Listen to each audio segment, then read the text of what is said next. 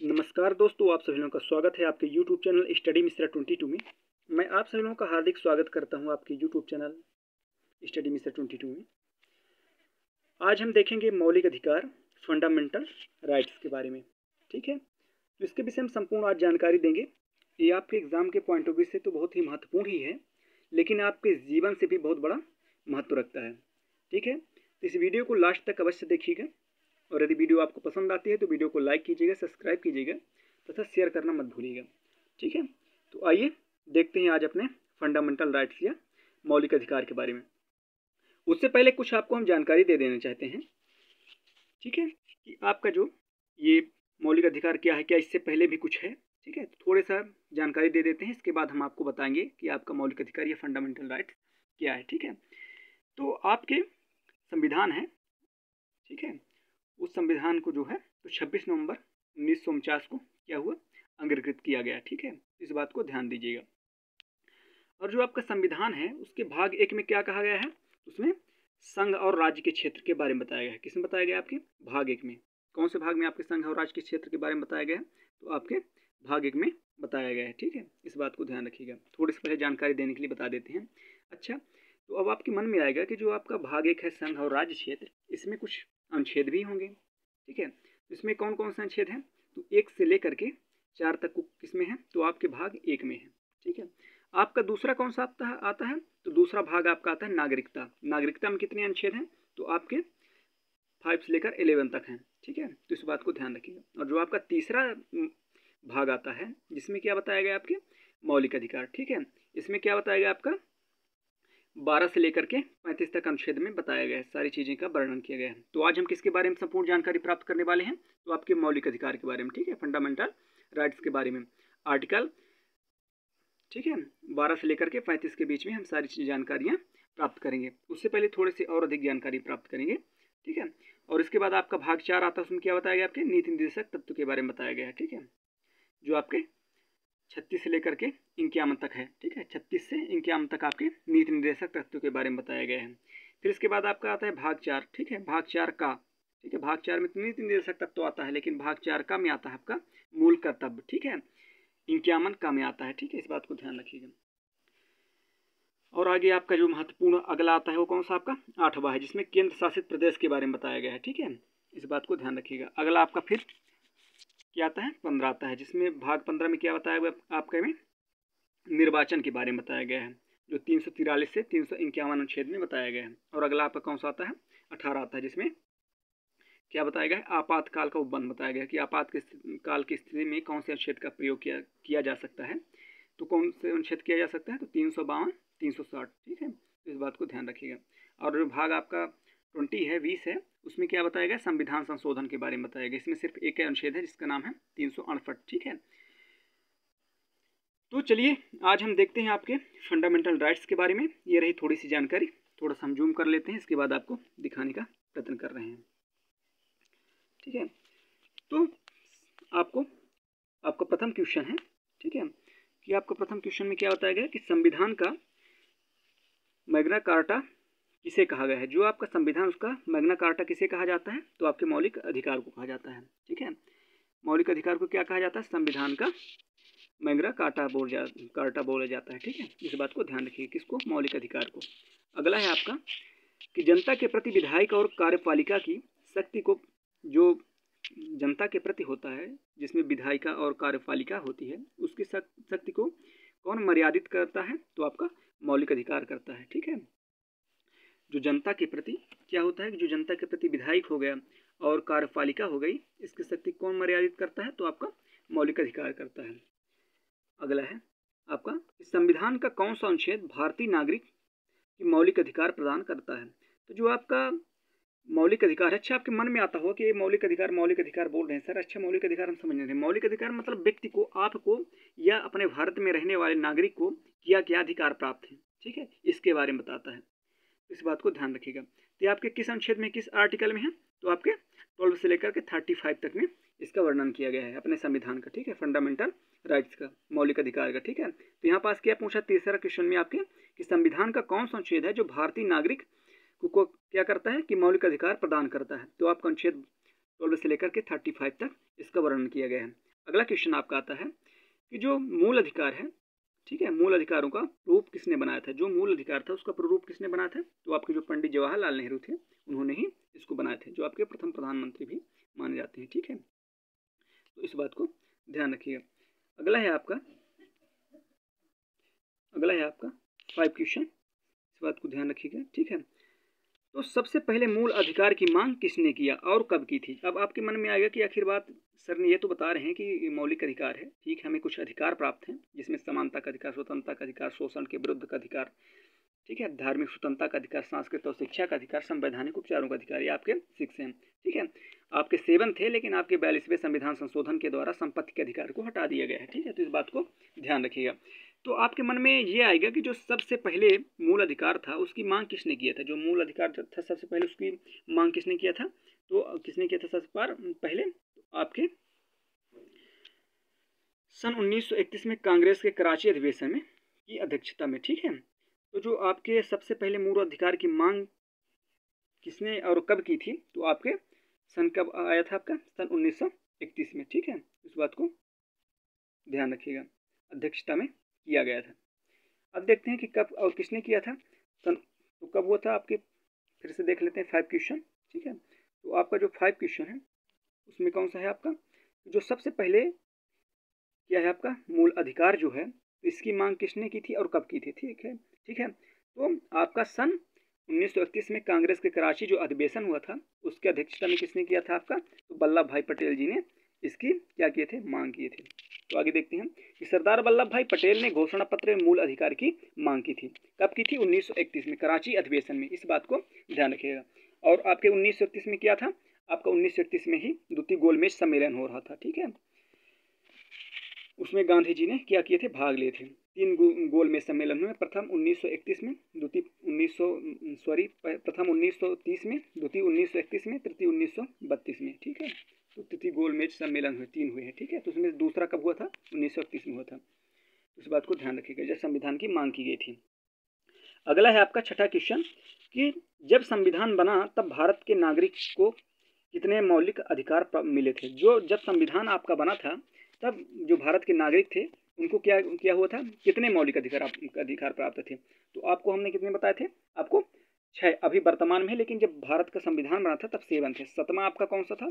आप तो सोचेंगे कि हमारे पास 6 ही है। समता का अधिकार, स्वतंत्रता का अधिकार, शोषण के विरुद्ध का अधिकार, धार्मिक स्वतंत्रता का अधिकार, सांस्कृतिक और शिक्षा का अधिकार और संवैधानिक उपचारों का अधिकार है। लेकिन ये 7वां कौन सा है? तो 7वां आपका कौन सा है? जो आपका संपत्ति का अधिकार था उसे क्या किया गया था कि 42वें संविधान संशोधन के से उसे हटा दिया गया था। ठीक है, तो इस बात को ध्यान रखिएगा। चलते हैं अपने 7वें क्वेश्चन पे। ठीक है, तो आपके 7वें क्वेश्चन पर देखते हैं, वर्तमान में संविधान भारत के नागरिकों को कितने मौलिक अधिकार प्राप्त है? जो वर्तमान उसमें कितने हैं? तो आपको 6 प्राप्त हैं। ठीक है, अगला है आपका कि कौन सा मौलिक अधिकार संविधान संशोधन के जरिए निरस्त कर दिए गए थे? तो कौन संविधान संशोधन के द्वारा निरस्त कर दिए गए थे? किस संविधान को हटा दिया गया था? किस अधिकार को? सॉरी, तो आपके संपत्ति का अधिकार था, उसे 42वें संविधान संशोधन के द्वारा क्या किया गया था? खारिज कर दिया गया था। तो इस बात को ध्यान रखिएगा। ठीक है, इस बात को ध्यान रखिएगा। ठीक है, अब यहाँ पास आपका दिया गया है कि भारतीय जो संविधान है उसमें से नागरिकों को संविधान का कौन सा अनुच्छेद जो समता के अधिकार प्रदान करता है? तो जो आपका भारतीय नागरिक का संविधान है वो कौन सा जो आपको क्या करता है? समता प्रदान करता है या समानता का अधिकार देता है। तो आपका जो 14 से लेकर के 18 तक है उसमें क्या आगे बताया गया? आपके समानता के अधिकार के बारे में बताया गया। क्या बताया गया आपके में? तो आपको समानता का अधिकार बताया गया। कौन से तक? तो 14 से लेकर के 18 तक को आपका समानता का अधिकार बताया गया। एक बार तुम पूरा देख लेते हैं फिर इसके बाद पढ़ते हैं। ठीक है, तो जो आपका 14 से लेकर 18 तक है उसमें समानता का अधिकार है, और जो 19 से 22 तक है उसमें स्वतंत्रता का अधिकार है, और 23 से 24 सिर्फ एक बताया गया है आपका शोषण के विरुद्ध का अधिकार, और 25 से 28 जो है वो धार्मिक स्वतंत्रता का अधिकार, और 29 से 30 जो है वो सांस्कृतिक और शिक्षा का अधिकार प्राप्त है हमें, और 31 से जो 35 है उसे संवैधानिक उपचार का अधिकार माना जाता है। तो आपको बात में समझ में आ गई होगी। ठीक है, अब आते हैं अपने क्वेश्चन पर। तो जो आपका अनुच्छेद 14 है उसके तहत आपको क्या क्या चीज़ प्राप्त है? ठीक है, तो आप हम देखते हैं। जो अनुच्छेद 14 है इसके तहत भारत के नागरिकों को विधि के समक्ष समान अधिकार प्राप्त है। तो जो आपका अनुच्छेद 14 है, ठीक है, उसमें क्या बताया गया है कि नागरिकों को विधि के समक्ष समानता का अधिकार है। विधि के समक्ष मतलब कि हर क्षेत्र में, हर जगह पर मनुष्य को क्या है, मानव को क्या है, उसको समानता का अधिकार प्राप्त है। यानी इसका उदाहरण बताते हुए बता रहे हैं कि यानी राज्य सभी नागरिकों के लिए एक समान कानून का प्रावधान करेगी। ठीक है, और उसी के तहत उसे लागू करेगी कि मनुष्य क्या करे, मानव को के लिए क्या किया जाएगा, जो मानव होगा उसके लिए प्रत्येक नागरिक, जो अपने देश के नागरिक हैं, उनके लिए क्या किया जाएगा कि समान कानून का प्रावधान किया जाएगा। ठीक है, और उसको लागू किया जाएगा। आपका ये 14 अनुच्छेद हो गया। अब आपका आता है 15 अनुच्छेद, जो आपके किसके अंतर्गत आता है, आपके समता के अंतर्गत आता है। तो जो ये 15 अनुच्छेद है, इसके तहत क्या बताया गया है कि किसी भी नागरिक के साथ राज्य, धर्म, लिंग, जाति, नस्ल और स्थान के आधार पर भेदभाव नहीं किया जा सकता। तो जो आपका अनुच्छेद 15 है, इसमें क्या बताया गया है कि यदि कोई व्यक्ति है और लिंग के आधार पर, जाति के आधार पर या उसके धर्म के आधार पर उसे भेदभाव से नहीं देखा जाएगा। ये आपके किस अनुच्छेद में बताया जाता है, 15 बताया जाता है। फिर से देखते हैं आपका समता का अधिकार किस अनुच्छेद में आपके बताया गया है, तो आपके 14 से लेकर 18 तक बताया गया है। ठीक है, तो इस बात को ध्यान रखिएगा। जब स्वतंत्रता में आएंगे तो स्वतंत्रता के बारे में बात आएंगे। तो जो समता का अधिकार इसमें सबसे पहले कौन सा आता है आपका, 14 से 18 है। तो 14 में क्या हम देखते हैं कि नागरिक को विधि के समक्ष क्या बताया गया, समानता बताया गया है।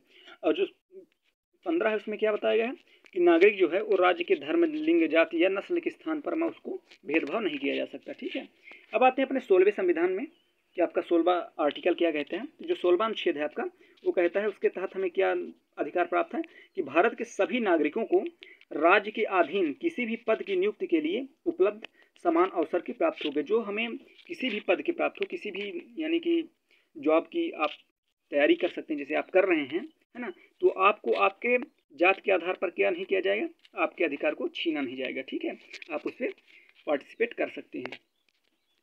अगला है आपका 17वां अनुच्छेद, 16 तक आपका होगा 17वां।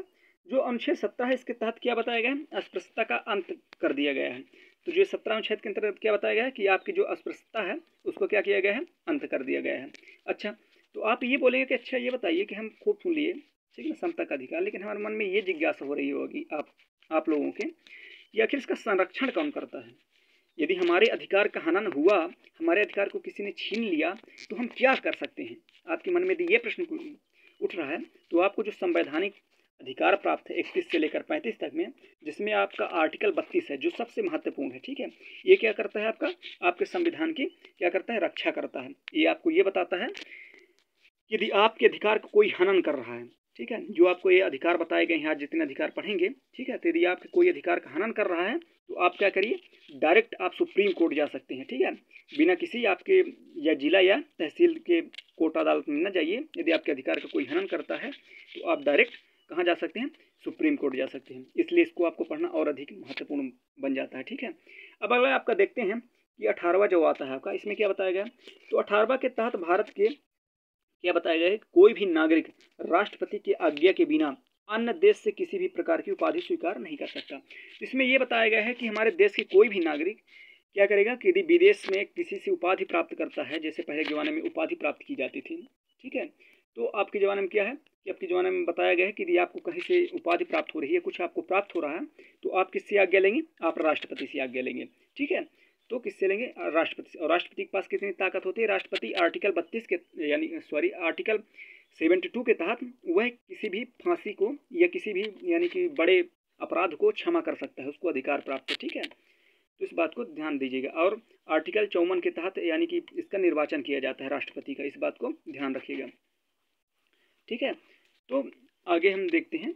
ठीक है, और हमारे जो किस अनुच्छेद में लिखा है कि यदि कोई व्यक्ति अपने यानी स्वेच्छता से यदि विदेशी नागरिकता प्राप्त करता है तो वह अपने देश से नागरिकता को खो देगा। तो आर्टिकल 9 के तहत आपको बताया गया, 9 के तहत। ठीक है, कि यदि कोई व्यक्ति की इच्छा है कि वो किसी विदेश में जा करके रहे तो किस आर्टिकल के तहत जा सकता है, तो आपके 9 के तहत। लेकिन उसको क्या होगा कि अपने देश, जो हमारा देश भारत है, उससे नागरिकता से वंचित हो जाएगा। इस बात को ध्यान रखिएगा।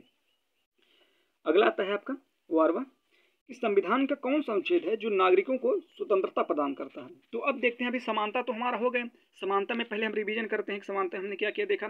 आर्टिकल 14 है जिसके तहत क्या है कि विधि के समक्ष समानता, विधि मतलब आपके संविधान के समक्ष हर व्यक्ति को समानता प्राप्त हुआ। फिर आपका आता है अनुच्छेद 15, आर्टिकल 15, जिसमें बताया गया है नागरिक के साथ किया गया धर्म, लिंग, जाति, जन्म स्थान के आधार पर भेदभाव नहीं किया जा सकता। फिर आपका आता है 15 के बाद 16 आता है, 16 में आपका क्या बताया गया है कि सभी नागरिकों को क्या बताया गया, राज्य के अधीन बताया गया है। ठीक है, कि राज्य के अधीन किसी भी पद की नियुक्ति को क्या कर सकता है, हर व्यक्ति को अवसर की समानता दी जाएगी, वो अवसर प्राप्त करेगा। ठीक है, फिर इसके बाद आपका क्या आता है, 17वां आता है जिसमें अस्पृश्यता के बारे में बताया गया है। और 18 में क्या बताया गया है कि कोई भी व्यक्ति यदि विदेश से ही कोई उपाधि धारण करता है तो उसके लिए किससे परमिशन लेगा वो, तो आपके राष्ट्रपति जी से परमिशन लेगा। ठीक है, तो इस बात को ध्यान रखिएगा। अच्छा, आपके जो समानता का अधिकार उसमें कितने अनुच्छेद का वर्णन किया गया है आपके, तो 14, 15, आप कितने किए गए हैं, 14, 15, 16, 17, 18, आपके 5 अनुच्छेद का वर्णन किसमें किया गया है, आपके समानता के अधिकार में। अब देखते हैं आपके स्वतंत्रता के अधिकार में। ठीक है, तो जो नागरिक को, अब आते हैं आपके 12वें क्वेश्चन में कि संविधान का जो अनुच्छेद है उसमें क्या होता है, नागरिक की स्वतंत्रता का अधिकार प्रदान करता है। ठीक है, तो कौन से अनुच्छेद में है, तो आपके 19 से लेकर के 22 तक में क्या बताया गया है आपके, कि नागरिकों के बारे में बताया गया है। ठीक है, देखते हैं आगे। तो आपके अनुच्छेद बताया गया, क्या बताया गया है, आर्टिकल 19 से 22 तक में बताया गया है। ठीक है, तो इस बात को ध्यान रखिएगा। आगे है अनुच्छेद 19 में सभी नागरिकों को विविध प्रकार के विचार अभिव्यक्ति करने की स्वतंत्रता का अधिकार प्राप्त करता है। जो अनुच्छेद 19 है तो उसके तहत क्या किया जा सकता है कि आपको सभी नागरिकों को क्या करता है, विधि के समक्ष जो होता है वो अभिव्यक्ति की स्वतंत्रता को प्राप्त है। आपको नॉर्मली भाषा में समझाते हैं कि जो आपको स्वतंत्रता का अधिकार, स्वतंत्र, देखिए समानता, समानता मतलब कोई व्यक्ति है, मान लीजिए कि एक उदाहरण के तौर पर लेते हैं कि दो बालक हैं, दोनों में क्या है कि समानता है, एक समान है, तो उनको दोनों को स्वतंत्रता भी तो प्राप्त होगी तब ना वो समान रहेंगे। ठीक है, और जब उन्हें स्वतंत्रता प्राप्त होगी तो शोषण तो उनका नहीं हो सकता, यदि शोषण हो जाएगा तो फिर समस्या हो जाएगी। ठीक है, तो इस बात को ध्यान रखिएगा, मतलब वैसे तरह से हम समझाने का आपका प्रयत्न कर रहे हैं, इस बात को ध्यान दीजिएगा। ठीक है, तो आपको स्वतंत्रता क्या है, आपको वाक की स्वतंत्रता है। ठीक है, तो अब हम देखते हैं आगे कि आपके आर्टिकल जो 19 का है उसमें क्या बताया गया, अभिव्यक्ति एवं प्रेस की स्वतंत्रता के बारे में बताया गया है। और आपका जो 19 का है उसमें क्या बताया गया कि शांतिपूर्ण बिना अस्त्र के एकत्रित होकर के सभा या सम्मेलन कर सकते हैं। आपके प्रथम 19 का में क्या बताया गया है, 19 का में बताया गया है कि प्रेस की स्वतंत्रता है, आप कहीं भी जा करके कुछ भी बोल सकते हैं, आपको स्वतंत्रता है। ठीक है, और ठीक है, और यदि आपको शांति के बिना, ठीक है, और शस्त्र के बिना एकत्रित होकर के आप यदि सभा लगाते हैं उसकी आपको स्वतंत्रता, आपको कोई रोक नहीं सकता कि नहीं आप सभा नहीं लगा सकते हैं, इस बात को ध्यान रखिए। ठीक है, और आपका जो 19 ग आता है उसमें क्या बताया गया है कि किसी भी प्रकार के संघ, अपने संघ बनाने की स्वतंत्रता, किसी भी प्रकार की आप संघ बना सकते हैं। और जो 19 घ है सॉरी, उसमें क्या बताया गया आपके कि किसी भी भूभाग को आवागमन की है, यानी कि कोई व्यक्ति कहीं भी जा करके यदि वही अच्छा लगता है तो वहाँ पास वो अपना व्यापार कर सकता है, उसे स्वतंत्रता है, वो कहीं पास भी अपनी बाणी बोल सकता है। ठीक है, मतलब उसको बोलने का अधिकार है। और ठीक है, और आपके किस, यानी कि ठीक है, किस अनुच्छेद में आपके बताया गया है कि यानी कि कोई व्यक्ति कहीं भी चाहे तो अपना वाणी की स्वतंत्रता, उसे वाक्य की स्वतंत्रता है, तो आपके अनुच्छेद 19 के तहत बताया गया है। ठीक है, तो आपके स्वतंत्रता का अधिकार में आपका ये हुआ। आगे देखते हैं आपके स्वतंत्रता का अधिकार में। ठीक है,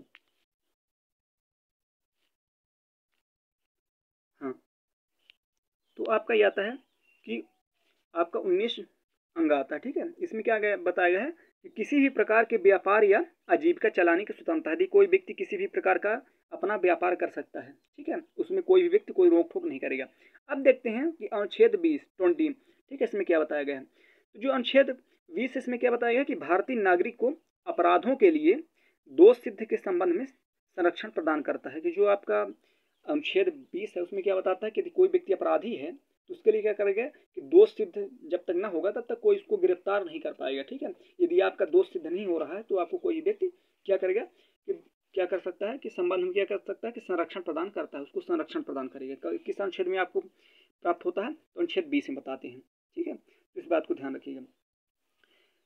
तो आप आगे, ठीक है, अनुच्छेद 21 इसमें क्या बताया है क्या कि भारतीय नागरिक को जीवन एवं शारीरिक स्वतंत्रता संरक्षण करता है। तो जो आपका अनुच्छेद 21 आर्टिकल 21 है वो आपको ये बताता है कि आपको प्राण एवं दैहिक की स्वतंत्रता प्राप्त है, कि आप अपने शरीर को या अपने जीवन को जिस तरह आप जीना चाहें उस तरह आप जी सकते हैं, उसमें से कोई हस्तक्षेप नहीं कर सकता।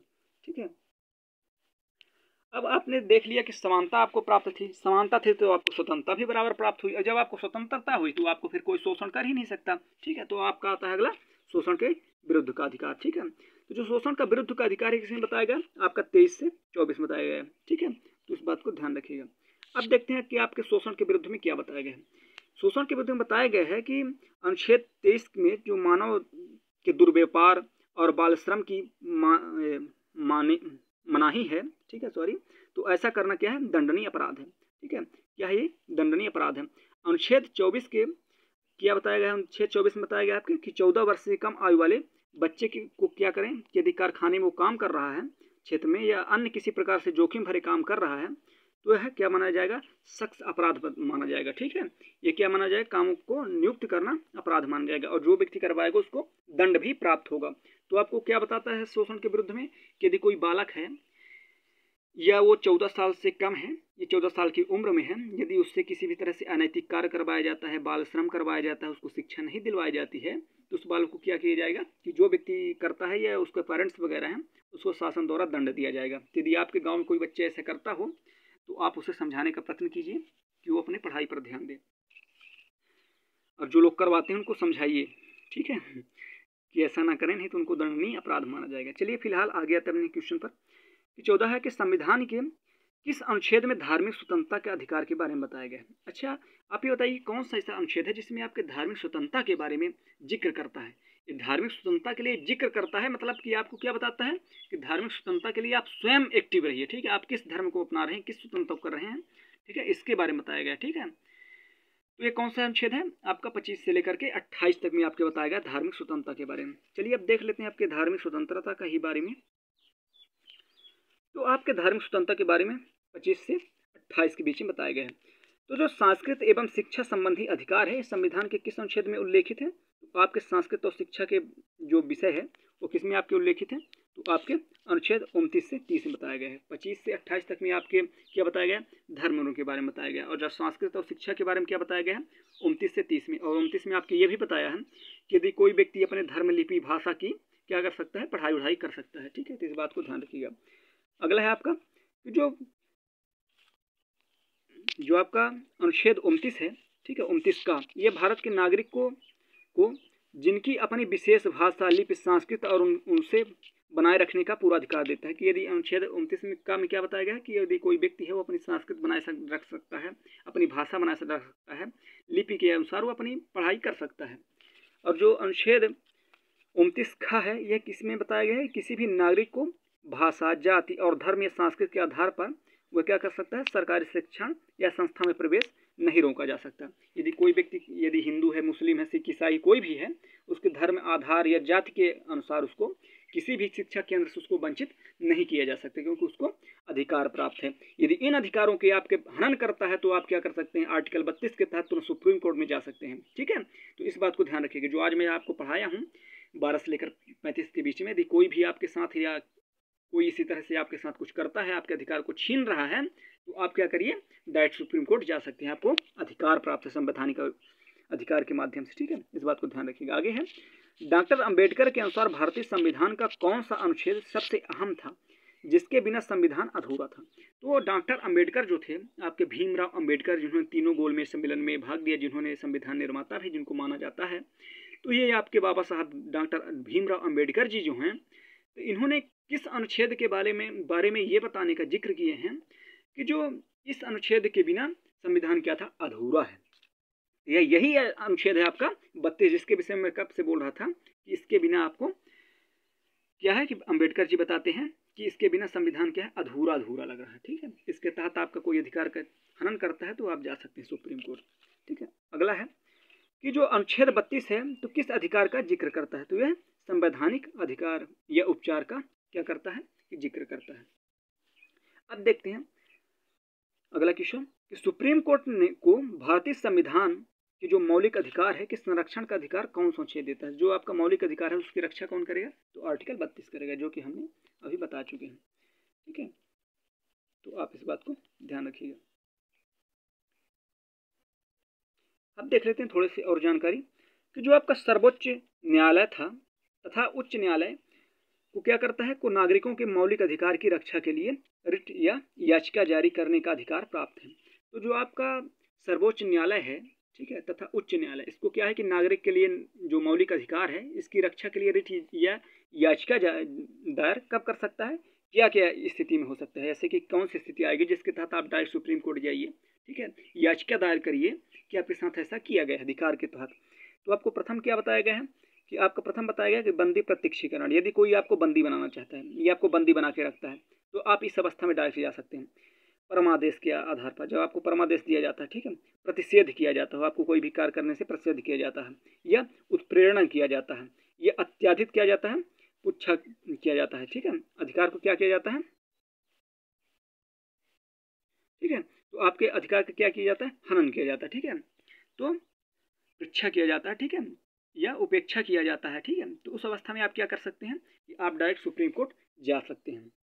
अगला है आपका कि किस परिस्थिति में मौलिक अधिकार को सीमित किया जा सकता है, तो विशेष स्थिति या आपातकाल की स्थिति में, जैसे आपके कोरोना काल में हमारे कुछ अधिकार को छीन लिया गया था कि मतलब कि घर से बाहर नहीं निकलना है, ये किसके कारण हुआ है आपके, ये मौलिक अधिकार में कुछ अनुच्छेद हैं जिसमें आपको क्या बताया गया है कि विशेष आपातकाल की स्थिति में आपको इसको बताया गया है, ठीक है, और आपातकाल की स्थिति में कौन कौन से आपके अनुच्छेद आते हैं, तो 352 और 360 356 भी आपके आता है, ठीक है, तो इस बात को ध्यान रखिएगा।